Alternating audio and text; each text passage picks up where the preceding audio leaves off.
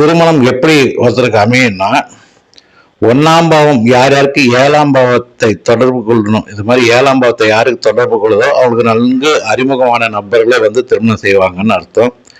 ரெண்டாம் பாவம் ஏழாம் பாவத்தோட தொடர்பு கொண்டுச்சு அப்படின்னா அவங்க குடும்பத்தில் உள்ள ஒருத்தருக்கு வரதட்சணை கொடுத்து திருமணம் செய்யறது இதெல்லாமே ரெண்டாம் பாவம் ஏழாம் பாவத்தோட தொடர்பு கொண்டிருந்தோம்.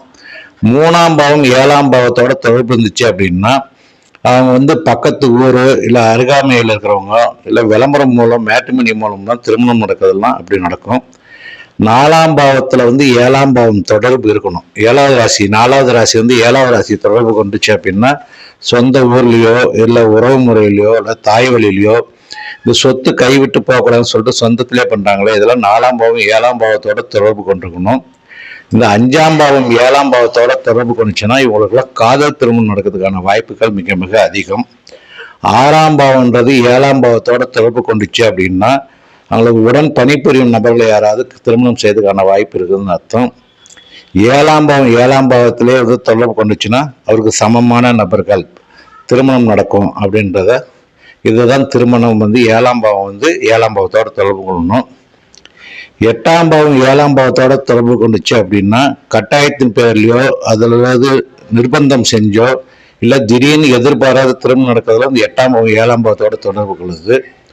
ஒன்பதாம் பாவம் ஏழாம் பாவத்தை ஏழாவது ராசியை தொடர்பு இருந்துச்சு அப்படின்னா அந்நிய இனம் மதம் வெளிநாடு நீண்ட தொலைவில் இருக்கிறவங்களை கல்யாணம் பண்ணுறது, அப்பா வழியில் அல்லாட்டி அவங்களுக்கு வந்து செகண்ட் மேரேஜ் தான் நடக்கும். அது ஏழாம் பாவம் தொடர்பு இருந்துச்சுன்னா. பத்தாம் பாவம் ஏழாம் பாவத்தோட தொடர்பு இருந்துச்சுன்னா வேலை பார்க்குற இடத்துல திருமணம் பண்ணுற மாதிரி பண்ணணும். இல்லாட்டினா ஒரு தொழில் செஞ்சாங்கன்னா அதே தொழில் செய்கிற ஆட்களையே திருமணம் செய்ய வைக்கும்.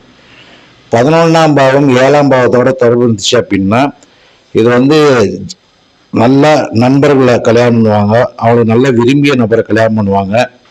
அது நண்பர்கள் மூலம் யாரையாவது கல்யாணம் பண்ணுறது எல்லாமே பண்ணும். இந்த 12ஆம் பாவம் ஏழாம் பாவத்தோட தொடர்பு இருந்துச்சு அப்படின்னா ரகசிய திருமணம், யாருக்கு தெரியாமல் ஓடி போய் திருமணம் பண்ணுறது, வெளிநாட்டு நபர்கள்லாம் திருமணம் பண்ணுறது, இது மாதிரி வந்து ஃபர்ஸ்ட் இதுதான் கொடுப்பனி